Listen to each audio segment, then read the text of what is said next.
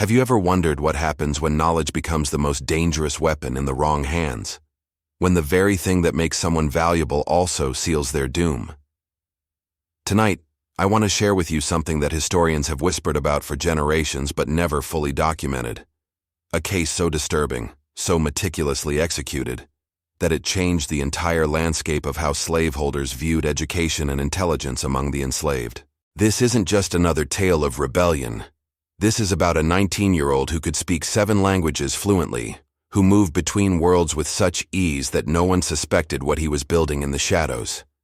Every conversation, every translation, every moment of trust was a step toward something that would shake Richmond to its core. What you're about to discover has been buried in fragmentary records, scattered testimonies, and whispered family histories. If this story grips you the way it gripped me when I first uncovered these documents, hit that like button and subscribe, because we're diving deep into cases that reveal the terrifying intelligence behind resistance, the meticulous planning that authorities tried desperately to erase from history. You won't find this in textbooks. This is the kind of truth that makes people uncomfortable, that challenges everything we thought we knew about power and language and revenge. Stay with me until the end, because the final revelation will change how you see everything. The ruins of the Blackwood estate still stand on the eastern edge of Richmond, though few remember why the main house was never rebuilt after that autumn night in 1850.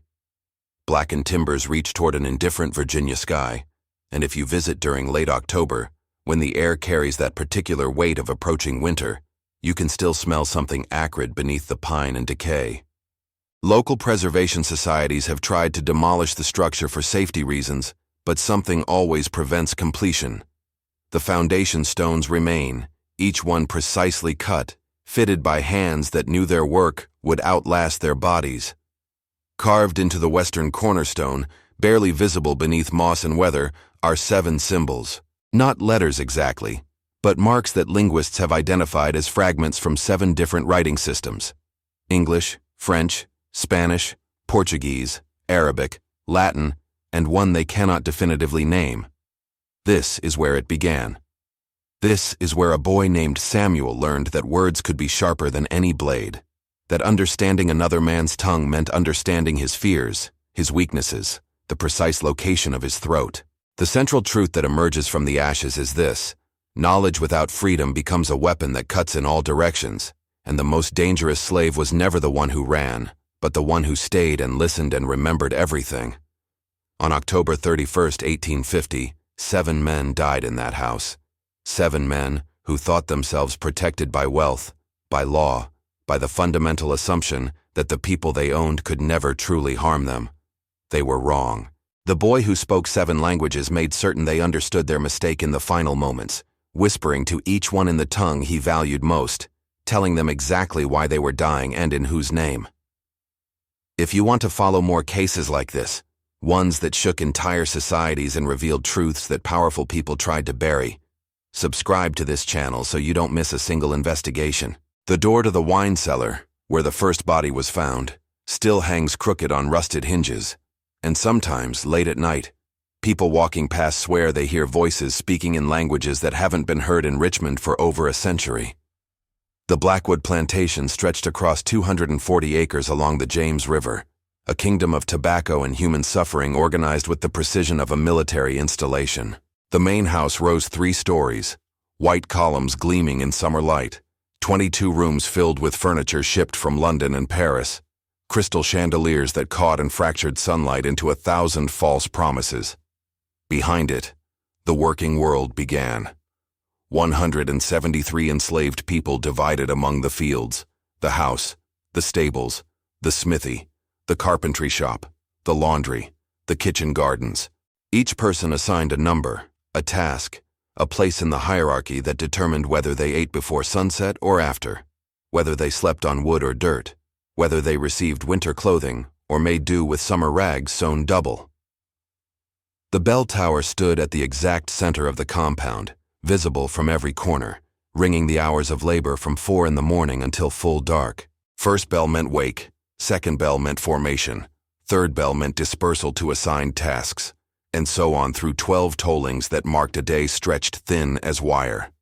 The overseers carried leather-bound notebooks where they recorded every infraction, every moment of slowness, every glance held too long. Monday meant the whipping post, where accumulated punishments were distributed according to a precise calculus. 5 lashes for speaking out of turn, 10 for being in the wrong building, 20 for attempting to read, 50 for raising a hand even in self-defense, 100 for running. The architecture itself enforced control. High windows in the quarters, too small for adult bodies. Doors that locked from outside only. A single road in and out, watched constantly by men with rifles. The kitchen was deliberately positioned so enslaved cooks could be observed from the main house parlor. The well was placed in full view of the overseer's cottage. Every space designed to eliminate privacy, to make resistance visible before it could form. But in the translator's room, a small chamber attached to the library on the 2nd floor of the main house, there existed a crack in this perfect system of surveillance. A place where Samuel, the boy who spoke 7 languages, sat surrounded by dictionaries and correspondence, converting letters from French merchants, Spanish ship captains, Portuguese traders, Arabic cotton buyers, reading legal documents in Latin, composing responses in English that made Colonel Blackwood seem more educated than he was. Here, in this room filled with words, Samuel learned every secret the Blackwood family possessed, and many they didn't know they'd revealed. The smell of leather bindings and ink, the scratch of pen on paper, the rustle of pages turning became the sounds of gathering intelligence. The tobacco fields exhaled heat in waves that bent the air itself, and workers moved through those waves like figures in a fever dream, their songs rising and falling in rhythms that seemed designed to hypnotize pain into something bearable. But beneath those songs, in pauses between verses, information moved. Who was sick? Who was sold? Who disappeared? Who fought back? Who survived? And in the translator's room, Samuel listened to everything and wrote nothing down, memorizing it all in 7 languages, building a map of power and weakness that would soon prove invaluable. As October arrived and the tobacco harvest began, bringing with it the annual gathering of neighboring plantation owners for Colonel Blackwood's infamous autumn feast, the weight in the air changed. Something was approaching, and those who knew how to read the signs recognized it. The smell of smoke before the fire starts, the silence before thunder breaks. Samuel was 19 years old the year he destroyed the Blackwood dynasty, though he looked younger, a slight build that prompted visitors to underestimate him, to speak freely in his presence, as though he were furniture rather than witness. His mother had been a translator in Charleston before being sold north, and she had taught him the method: listen without appearing to listen, remember without writing, understand that every language reveals what its speakers value most. English favored property and possession. French loved abstraction and philosophy. Spanish built elaborate courtesies around brutal directness. Portuguese mourned even when celebrating. Arabic embedded poetry into commerce. Latin existed to make the present sound eternal. And the 7th language, the one he never named aloud, was the tongue of his mother's people, a collection of sounds and rhythms that had survived the Middle Passage and transformed itself into something new, a language of resistance encoded in work songs and spirituals, where every word carried 3 meanings depending on who was listening. He moved through the Blackwood estate with permissions that other enslaved people could never obtain. The library, ostensibly forbidden, opened for him whenever correspondents arrived needing translation. The main house, normally sealed to field workers, became his workplace, and he passed through rooms where deals were made, where visiting plantation owners drank Colonel Blackwood's imported whiskey and complained about the growing abolition movement in the North, where merchants discussed shipping routes and profit margins, where lawyers parsed the fine print of slave codes and property transfers. In the quarters, he carried a different authority. He could read the freedom papers that occasionally arrived, could translate the rumors that came up from the docks about ships heading to Canada, could explain what the newspapers said about the Compromise of 1850 and what it meant for people who were legally classified as property. Field workers brought him their questions, house servants shared what they overheard, and slowly, without anyone noticing the pattern, Samuel became a central node in an invisible network of information. He taught reading to children using the Bible, the only book that wouldn't trigger immediate punishment if discovered, and within those lessons, he embedded other knowledge: the geography of free states, the language of legal documents, the protocols of ship manifests, how to forge travel papers, how to read star navigation, how to speak enough French to pass for a free person of color in Louisiana. His competence became his camouflage, and his camouflage gave him access to everything. When Colonel Blackwood needed to impress a Portuguese merchant, Samuel translated with such elegant precision that the deal closed at terms favorable to both parties, earning him an extra blanket that winter and permission to keep a candle burning late in his room. When a French diplomat visited and questioned Virginia's peculiar institution over dinner, Samuel translated the colonel's responses with such careful diplomacy that the Frenchman left thinking Blackwood a reasonable man, rather than what he actually was. But every compliment Samuel received in 7 languages, he remembered as evidence. Every kind word from a visitor who later ignored the violence in the fields, he catalogued as hypocrisy, and every moment of trust granted to him became a tool he would eventually turn against its giver. He knew things no enslaved person was supposed to know: the contents of wills, the terms of debts, the identities of children born from rape, the locations of hidden money, the schedules of patrols, the names of slave catchers, the routes of underground networks. He knew that Colonel Blackwood owed $30,000 to a Richmond bank and that the collateral was the plantation itself. He knew that Mrs. Blackwood kept laudanum in her dressing table and drank it every afternoon to blur the edges of reality. He knew that the eldest Blackwood son had contracted syphilis in New Orleans and that the family doctor had been paid substantial money for his silence. He knew that the overseer, Nathaniel Carver, was functionally illiterate despite his airs of authority, and had Samuel read and compose all his official reports. He knew which neighboring plantation owners were considering selling their land and moving west. He knew everything, and everything he knew brought him closer to understanding the central truth. Power depended on information, and he possessed more information than anyone suspected. The paradox of his position was absolute. His value came from his ability to understand and translate the language of power, but that same ability meant he understood exactly how complete his own powerlessness was.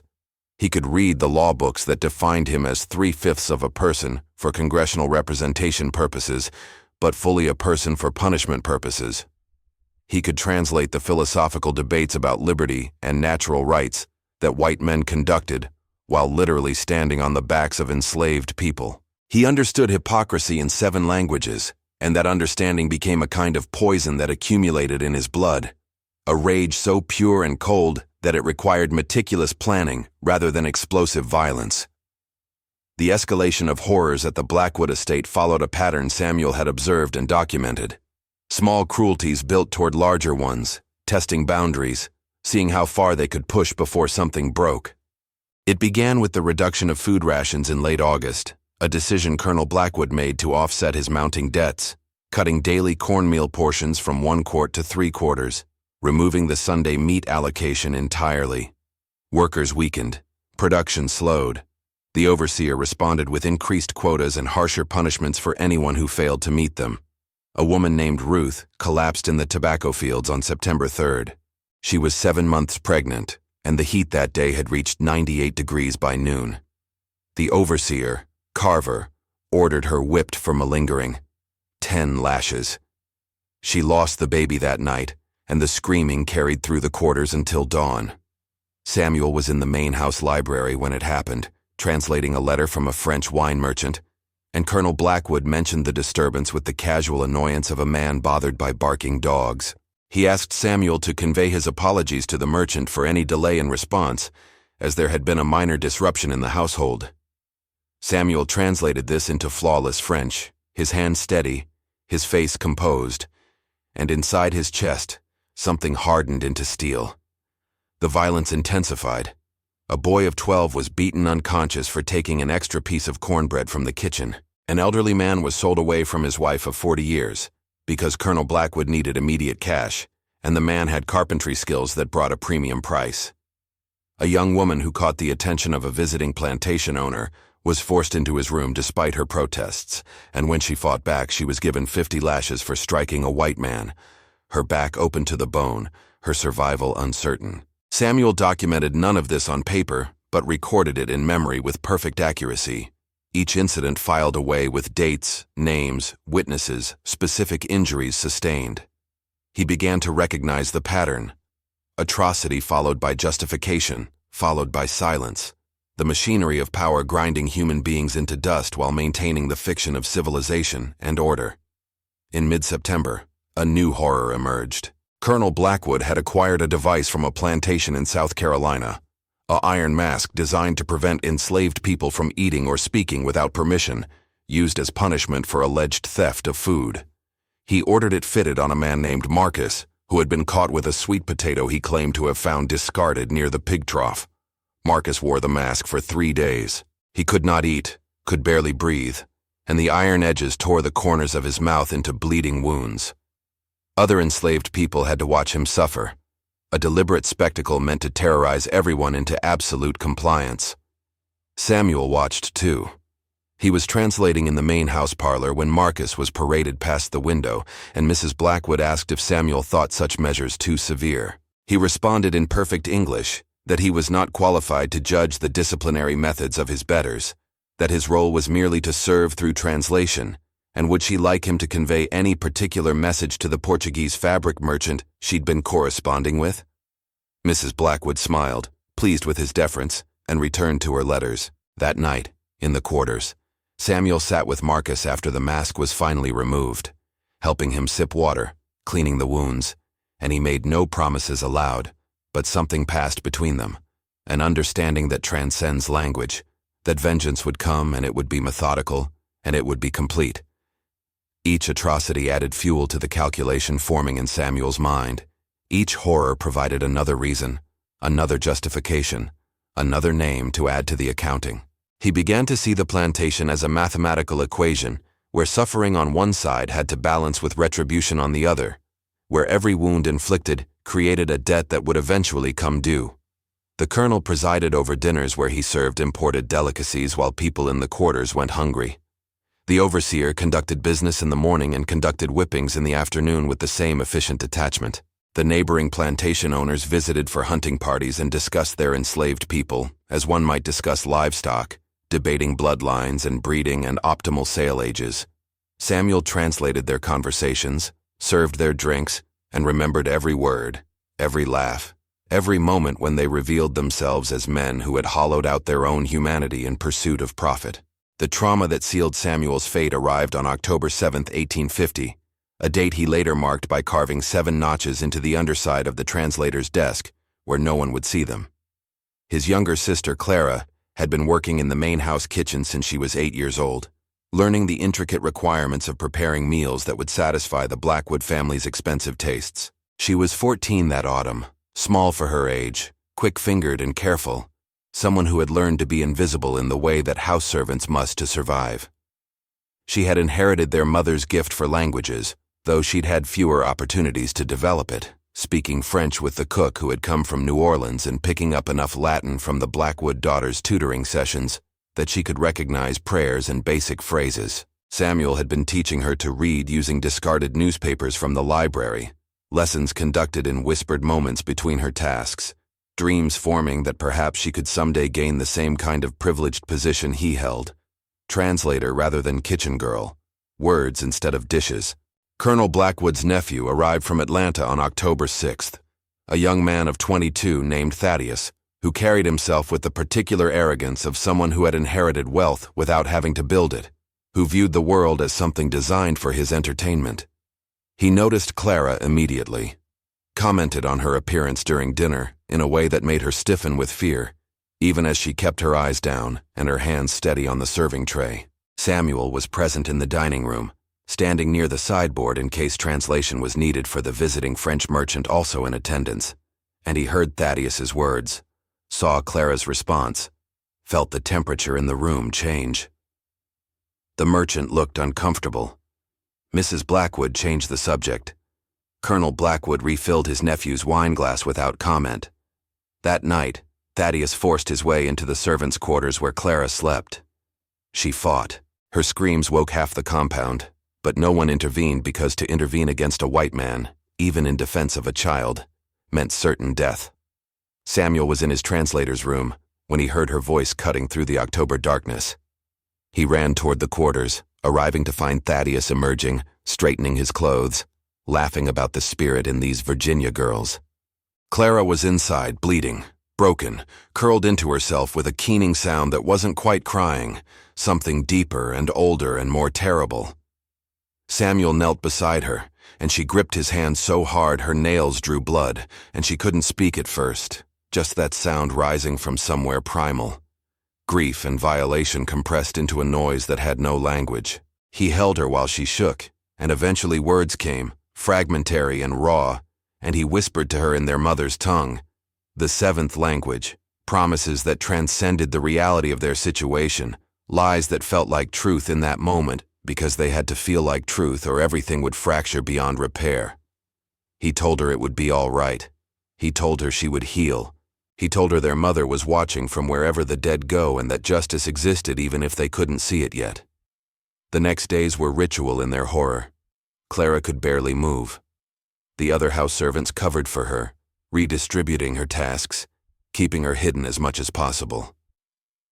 An older woman named Dinah, who had experience with plants and healing, made poultices for the physical wounds, and sat with Clara through the nightmares that Samuel continued his translation work as though nothing had changed, his face a perfect mask of compliance, his performance so flawless that Colonel Blackwood complimented him on his professionalism during such a busy social season. At night, in the translator's room, Samuel opened a Portuguese-English dictionary to a random page and carved a single word into the wooden edge of his desk with a nail. Outubro. October. The month when patience transformed into action, when intelligence became weapon, when the boy who spoke 7 languages would speak the language of retribution with perfect fluency. He visited Clara when he could, bringing her stolen food, sitting beside her in silence. She was healing physically, or would eventually, but something in her eyes had changed. A light extinguished that he recognized because he'd seen it in others, the particular death that happens while the body continues living. On October 15th, Thaddeus prepared to return to Atlanta, and Colonel Blackwood. Samuel translated conversations about cotton futures and railroad investments while his sister remained hidden in the quarters. And when Thaddeus mentioned returning in the spring, mentioned with a knowing smile that he'd grown quite fond of Virginia hospitality, Samuel's response was to nod politely and refill the water glass. That night, he added Thaddeus's name to the list he kept in his memory, carved it there alongside all the others, and began to calculate exactly how the debt would be repaid.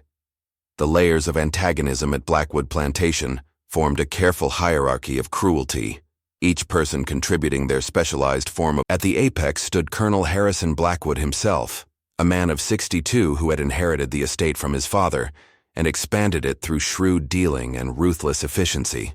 His particular specialty was economic violence, the reduction of human beings to numbers in a ledger.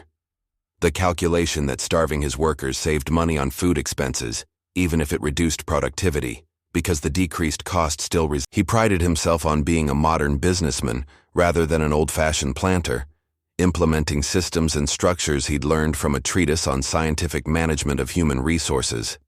He never personally whipped anyone, that was delegated to subordinates, but he designed the punishment system and reviewed its implementation with the same attention he gave to tobacco yields and market prices.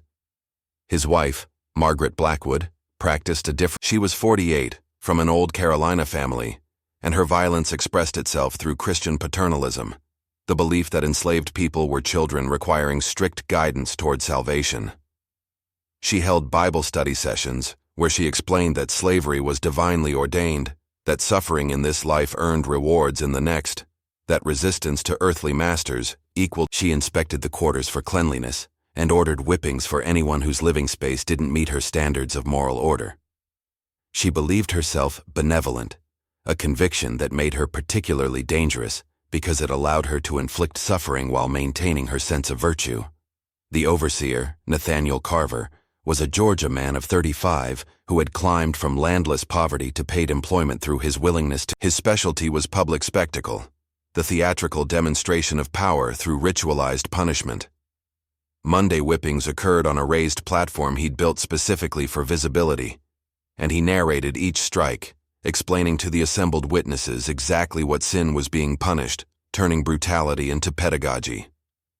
He kept detailed records of infractions and punishments, a bureaucracy of suffering that he presented to Colonel Blackwood monthly as evidence. He carried a coiled whip on his belt at all times, not because he used it constantly, but because its presence did the psychological work of actual violence, keeping everyone in a state of anticipatory fear.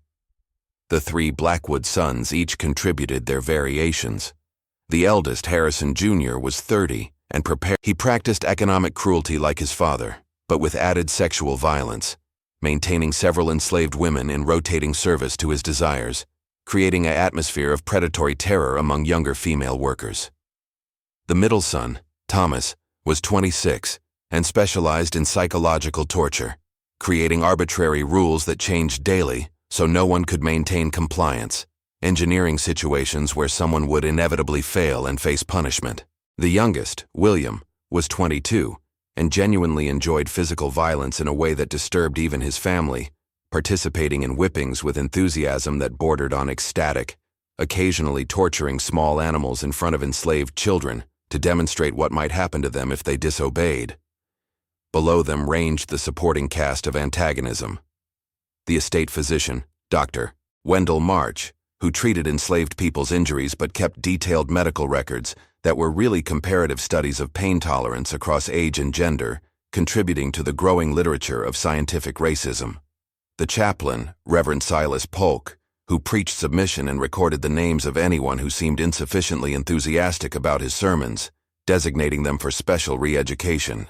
The merchant factors who visited quarterly to assess the value of enslaved people for insurance and loan purposes, examining teeth and muscles and reproductive capacity with the clinical detachment of livestock appraisers, and threaded through everything, the neighboring plantation owners who formed an interlocking network of mutual support, trading slave catchers and information, coordinating patrols, establishing agreed-upon protocols for capturing runaways and punishing resistance, creating a system larger than any individual estate, a landscape of coordinated oppression. But the catalyzing event that transformed Samuel's accumulating rage into actionable plan arrived on October 20th, 1850, during the planning meeting for Colonel Blackwood's annual Harvest Festival, an event that brought together the region's planting elite for 3 days of feasting, hunting, and business networking. Samuel was translating correspondence with French wine merchants when he overheard the conversation in the parlor.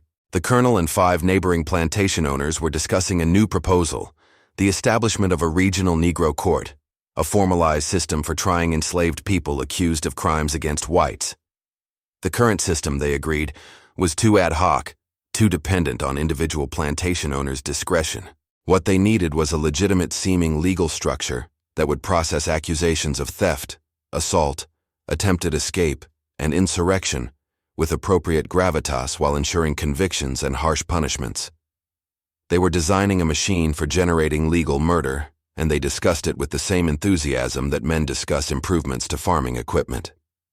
Samuel translated a letter about wine vintages while listening to them plan the mechanisms of mass execution. One owner suggested public hangings on the first Monday of each month.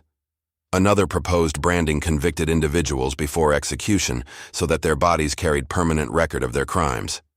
A third offered his plantation's barn as the venue, large enough to accommodate substantial audiences. Colonel Blackwood volunteered to draft the charter and submit it to the Virginia legislature for official sanction. They anticipated no opposition. Who would defend criminal slaves against the lawful protection of white property and lives? They laughed about this, passed the whiskey, and moved on to discussing the menu for the Harvest Festival. Samuel's hand trembled for the first time while writing. A drop of ink fell onto the French letter, a blot he had to carefully blot away with the blotting paper, and in that moment of forced composure, something crystallized. The Harvest Festival would bring together the architects of this system, these men who legislated cruelty, and called it civilization. 7 plantation owners. 7 men who considered themselves untouchable. 7 languages that Samuel spoke, one for each of them. Words that could unlock trust and create opportunity. The number felt significant, biblical even, though Samuel had long ago stopped believing in divine intervention. If there was to be justice, humans would have to create it themselves, and he began that very afternoon to plan exactly how that creation would occur. The public humiliation that pushed Samuel past any remaining hesitation occurred on October 24th, exactly 1 week before the Harvest Festival. Colonel Blackwood had received a letter from a Spanish merchant in Mobile, questioning the quality of the previous tobacco shipment, suggesting that some inferior leaves had been mixed with premium grade, a serious accusation that could damage Blackwood's reputation in international markets. The colonel summoned Samuel to translate the letter and compose a response. Samuel read the Spanish carefully, translated accurately, and drafted a response in Spanish that acknowledged the concern, offered to send sample leaves for independent inspection, and provided detailed documentation of the grading process. It was diplomatic, professional, exactly the kind of correspondence that had earned Samuel his valued position. But when Colonel Blackwood reviewed the response, translated back into English by a Richmond-based Spanish teacher he'd hired as verification, the teacher noted a phrase Samuel had included that could be interpreted as an admission of fault, a subtle suggestion that perhaps some inferior leaves had indeed been mixed in through oversight. The colonel exploded.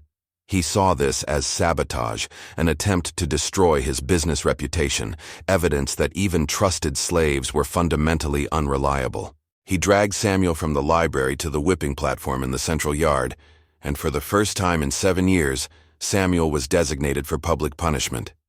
The entire plantation population was summoned to witness. This was theater designed to demonstrate that competence didn't exempt anyone, that even the privileged translator was ultimately just another piece of property, subject to the master's absolute control. Samuel was stripped to the waist and tied to the whipping post, his face pressed against wood worn smooth by the bodies of others who had stood there before him. Carver the overseer conducted the punishment with his usual bureaucratic efficiency, 20 lashes for sabotage of commercial interests. The first strike split skin across Samuel's left shoulder blade. The second crossed the first, creating an X of opened flesh. The third, fourth, fifth. The numbers accumulated like a terrible counting exercise, and Samuel didn't scream, but he couldn't control the sounds that came through gritted teeth, animal noises he didn't recognize as his own voice. His sister Clara was forced to watch from the front row, standard procedure for family members, another layer of punishment designed to terrorize through proximity. Between strikes, Colonel Blackwood lectured about the importance of absolute accuracy in translation, about the stakes involved in international commerce, about how a single word could destroy years of built reputation. And wasn't this precisely why education for slaves was so dangerous? Because they learned just enough to cause damage without developing the judgment to use knowledge responsibly? The neighboring plantation owners had arrived early for the Harvest Festival, and they watched with interest, some taking notes, discussing whether this approach might be useful for managing their own skilled workers. After the 20th lash, Samuel was cut down and left in the dirt where he fell. Dr. March examined the wounds, declared them non-life-threatening, and suggested washing with salt water to prevent infection, a treatment that hurt almost as much as the whipping itself. House servants carried Samuel back to his room, and Clara sat with him through that first night, applying wet cloths to his back, whispering apologies though none of this was her fault. And Samuel stared at the ceiling and said nothing, because there were no words in any of his 7 languages adequate for what he felt. Shame and rage and humiliation merged into something cold and clear and absolutely certain. The next morning, Samuel couldn't rise from his bed. The pain radiated through his entire upper body, and the wounds had seeped through bandages in the night, sticking fabric to torn flesh. But worse than physical pain was what the whipping had accomplished in the eyes of the plantation population. He'd been marked as fallen, as someone who had risen above his station and been violently returned to it. And the lesson was meant for everyone. Competence didn't equal value. Skill didn't grant protection. Intelligence made you more dangerous, and therefore more deserving of harsh control. Samuel lay in his translator's room, unable to even sit up without waves of nausea from the pain, and he made the final calculations. 7 men would attend the Harvest Festival dinner on October 31st. 7 plantation owners, including Colonel Blackwood, gathering to celebrate their wealth and power, to formalize their plans for the regional Negro court, to drink imported wine and eat delicacies while people in the quarters survived on cornmeal and prayer, 7 men, and he spoke 7 languages, one for each of them, the perfect symmetry of vengeance. He would need help. He would need precision. He would need courage that transcended self-preservation. And he would need to accept that this action would end with his death, because there was no scenario where he survived what he was planning.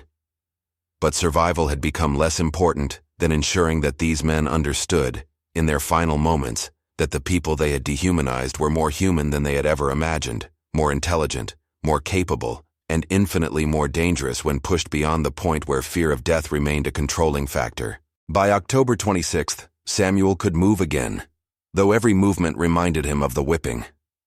He returned to his translation duties, and Colonel Blackwood seemed pleased that the punishment had returned Samuel to proper deference. What the colonel didn't notice was that Samuel had stopped looking at him directly, had stopped showing any personality at all, had become a perfect mirror reflecting back exactly what was expected. And in that performance of absolute compliance, Samuel hid the most dangerous thing of all, a man who had nothing left to lose except the opportunity to balance accounts. The planning phase unfolded with the methodical precision of a military operation, though conducted in whispers and gestures rather than written orders.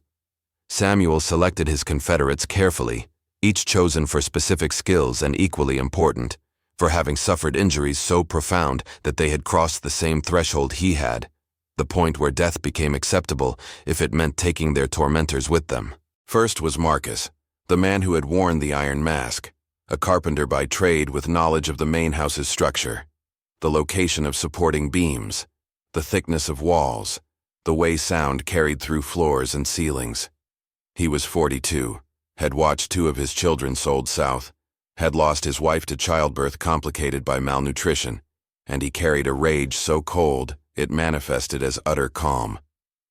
When Samuel approached him, speaking in the coded language they used in the quarters, Marcus simply nodded once, understanding immediately what was being proposed and accepting the cost.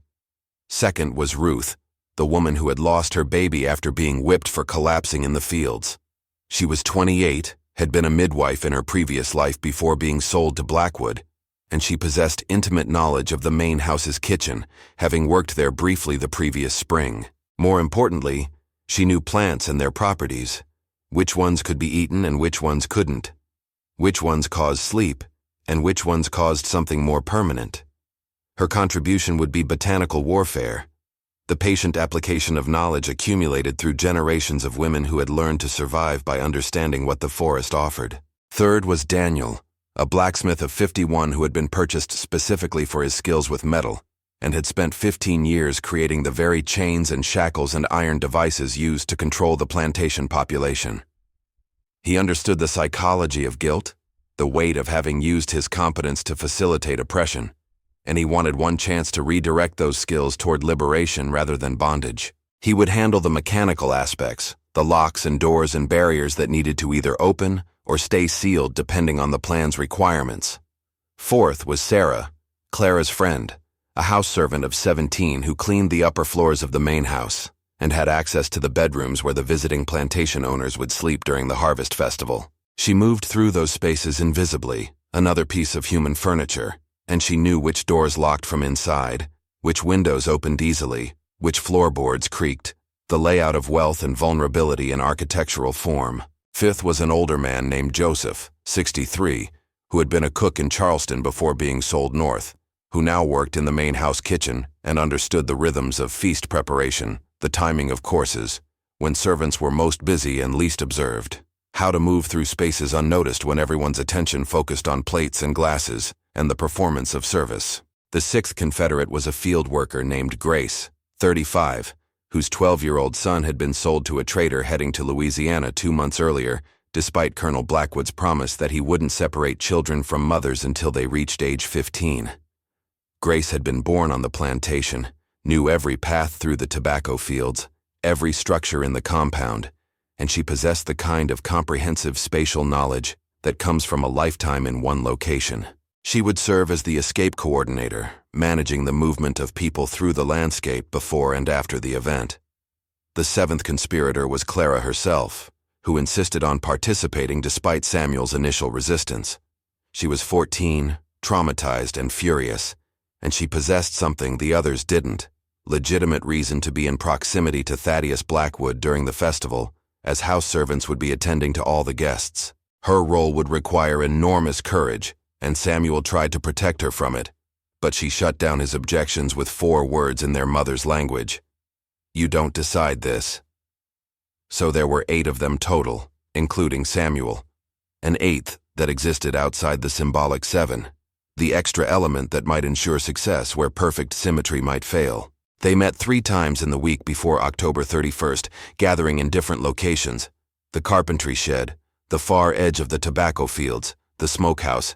Never more than 3 people at once to avoid suspicion. Samuel outlined the plan in segments, each person knowing their specific role but not necessarily the complete picture, a protection in case anyone was captured and tortured for information. The target was the Harvest Festival dinner on October 31st, All Hallows Eve, a date Colonel Blackwood had chosen for its theatrical potential, planning to hold a masked ball after the meal. 7 plantation owners would attend: Colonel Blackwood, Harrison Blackwood Jr., and 5 neighbors: Josiah Whitfield, Edmund Carrington, Samuel Moore, Robert Harding, and Christopher Ashley. Each represented decades of accumulated brutality. Samuel had prepared individualized approaches for each, leveraging his linguistic abilities to gain their trust in those final moments. For Colonel Blackwood, he would speak in Latin, the language of law and permanent order, quoting back to him the property statutes he had used to justify ownership. For Harrison Jr., French, the language of seduction and luxury, reminding him of the women he had violated. For Josiah Whitfield, who conducted extensive business with Spanish colonies, Spanish the language of his commercial ambitions. For Edmund Carrington, who fancied himself educated and kept Greek and Latin texts in his library, Latin again but different texts, philosophy rather than law. For Samuel Moore, who shipped tobacco to Portugal, Portuguese, the language of his profit margins. For Robert Harding, who worked with Arabic cotton merchants, Arabic, which he didn't speak but which would terrify him with its foreignness in his final moments. For Christopher Ashley, English, but the English of legal accusation, a recitation of his crimes in the language he understood best. The plan divided into phases. Phase 1. Ruth would add particular plants to the wine being prepared for dinner, nothing lethal but enough to cause significant drowsiness, slowing reflexes and decision-making. Phase 2. Sarah would unlock specific doors and windows beforehand, creating pathways and preventing escape routes depending on what was needed. Phase 3. Daniel would disable the bell tower mechanism that would normally sound alarm, ensuring that any disturbance wouldn't immediately summon help from the quarters or surrounding farms. Phase 4. Marcus would position accelerants in key locations throughout the main house, using sawdust and whale oil from the carpentry and lamp supplies, materials that wouldn't seem suspicious in their usual locations. Phase 5. The actual confrontation during dinner, when the 7 men would be assembled in one location, doors controlled, help disabled, substances affecting their awareness. Phase 6. The revelation, where Samuel would speak to each man individually in the language they valued most, telling them exactly why they were dying and at whose command. Phase 7. The fire, the purification, the destruction of the physical structure that had housed so much suffering. Phase 8. The exodus, the organized escape of the entire plantation population while the chaos provided cover, moving northeast toward Richmond and the docks where some could potentially board ships as free people of color, or northwest toward the mountains and the underground networks that moved people toward Pennsylvania. Resources were scarce but sufficient. Ruth collected pokeweed berries, jimson weed seeds, and certain mushrooms from the forest, drying and powdering them, testing carefully on rats in the barn to ensure the dosage would cause incapacitation without immediate death. They needed the men conscious for the final revelations. Sarah stole a set of master keys from Mrs. Blackwood's dressing table, making wax impressions, then replacing them before their absence was noted. Daniel accumulated extra lock mechanisms by claiming equipment needed repair, altering them so they would seal when needed. Marcus gathered accelerants under the guise of his usual carpentry maintenance. Joseph planned the feast menu to ensure maximum time at table, courses spaced to keep everyone seated for at least 2 hours. Grace organized bundles of essential supplies, blankets, food, tools, hiding them along the escape routes. Clara helped sew special pockets into the servant livery that would be worn on October 31st, places to conceal small weapons, matches, door wedges, anything that might prove necessary. The date was chosen for multiple symbolic and practical reasons. October 31st fell on a Thursday, the traditional night for the Harvest Festival dinner, ensuring maximum attendance. It was All Hallows' Eve, a night already associated with spirits and supernatural justice, providing psychological resonance. The moon would be waning gibbous, providing sufficient light for nighttime escape without full visibility for pursuers. The tobacco harvest had concluded, meaning the plantation held less economic value than during growing season, though the curing barns would be full, a detail Marcus planned to exploit. And it was exactly 3 weeks and 3 days after Samuel's public whipping.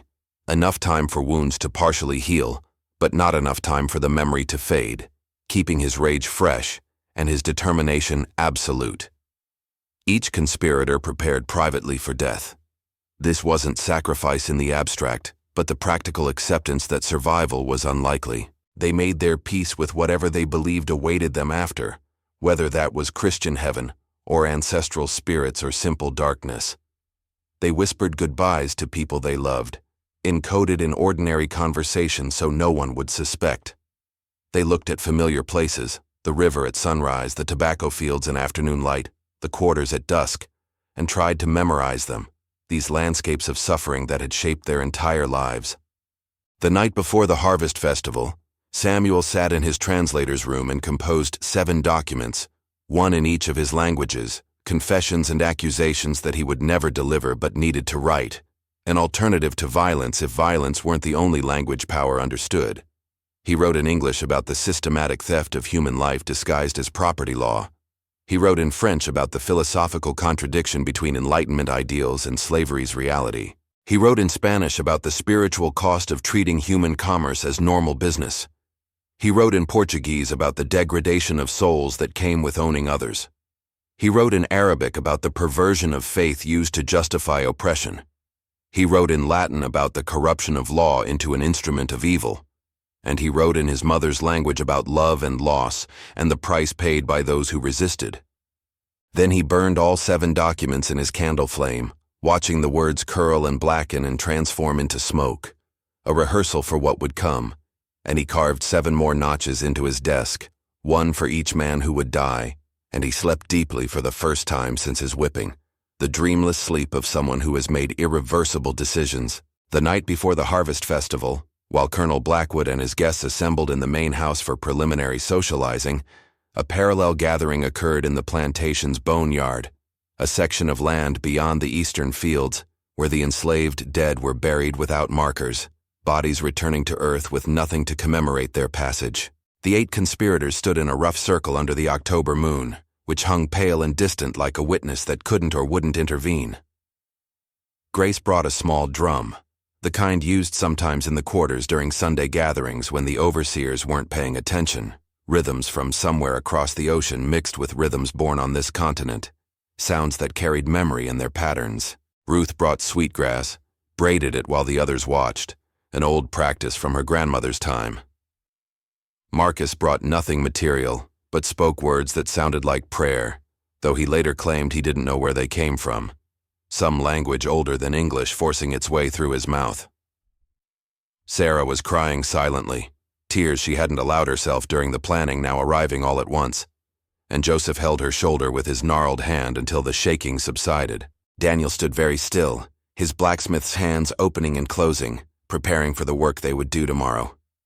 Clara braided her hair tightly, the way their mother had taught her, preparation for battle disguised as grooming, and Samuel spoke to them in each of his 7 languages, a sentence in each, a promise that what they were doing mattered even if no one remembered, even if the histories written by the victors erased them completely, even if their names were lost and their graves remained unmarked and their actions were twisted into cautionary tales about the dangers of educating slaves. The sounds from the main house carried on the wind, laughter, music, the clink of glasses. The men who would die tomorrow were celebrating their power, completely unaware that 8 people standing in a boneyard under a cold moon were planning to end their existence. Grace beat the drum in a pattern that matched heartbeats, that pulse of life that all humans share regardless of law's opinion about who counts as fully human.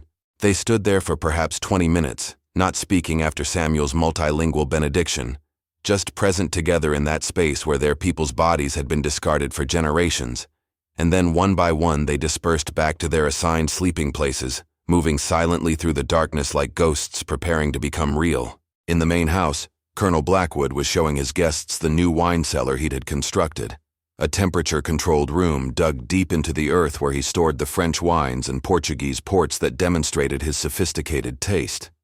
The cellar had thick walls, a heavy door that locked from outside, excellent acoustics that amplified sound in interesting ways. Marcus had helped build it 6 months earlier, had measured every dimension, knew exactly how it could be used for purposes other than storage. Tomorrow, that knowledge would prove valuable. The 7 plantation owners drank their wine and discussed politics. The Compromise of 1850 was causing anxiety among slaveholders.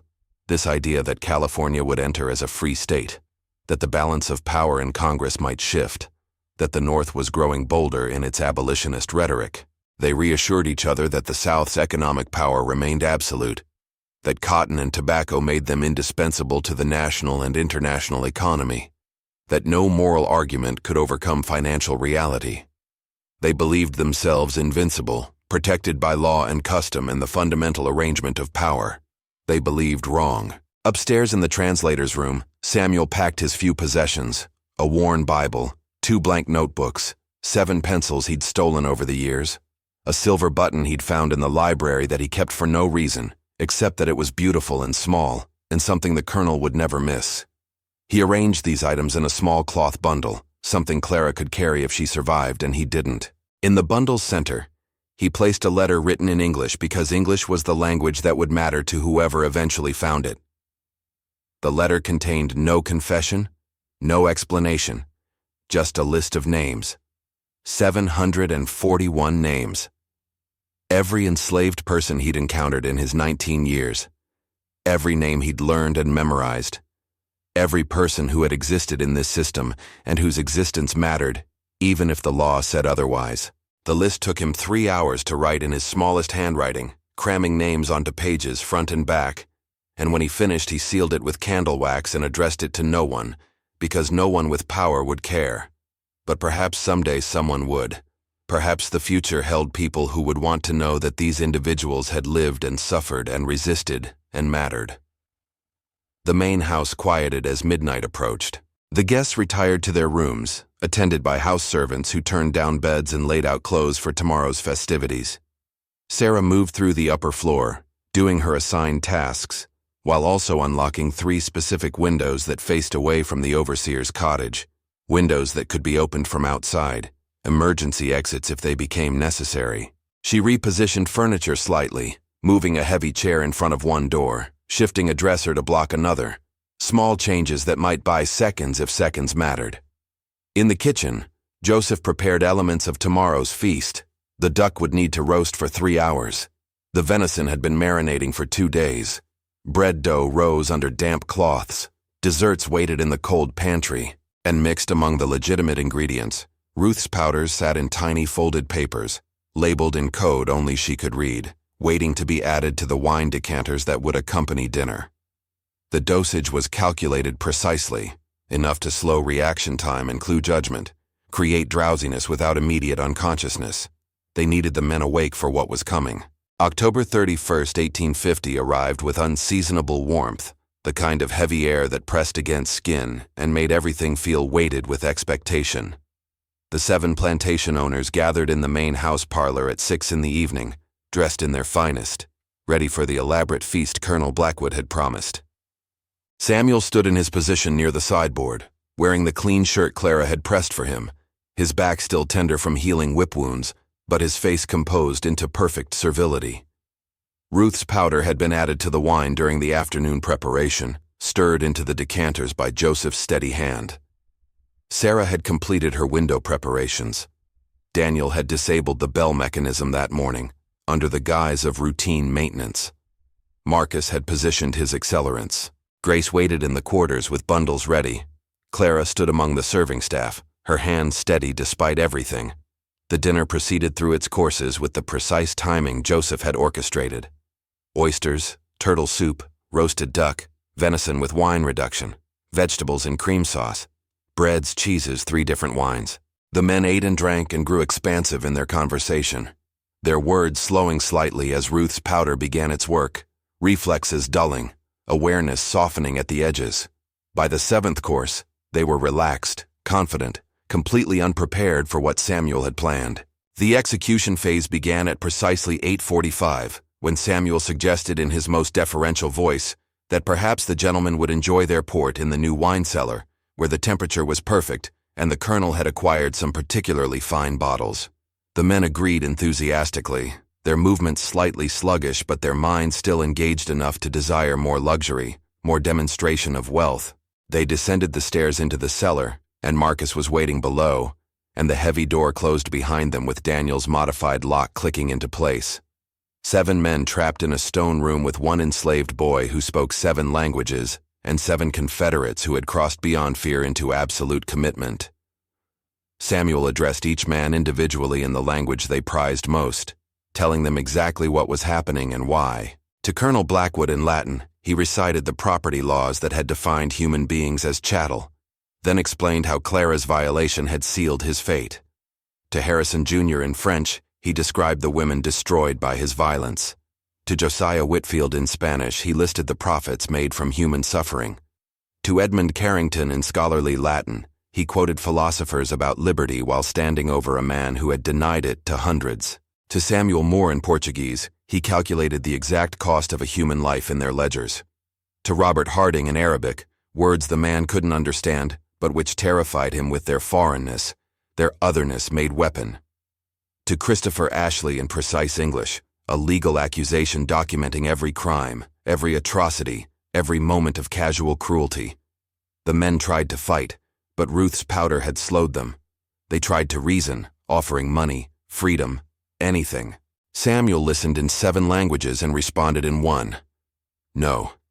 This was debt collection, accounts balanced, justice enacted by those who had been systematically denied it.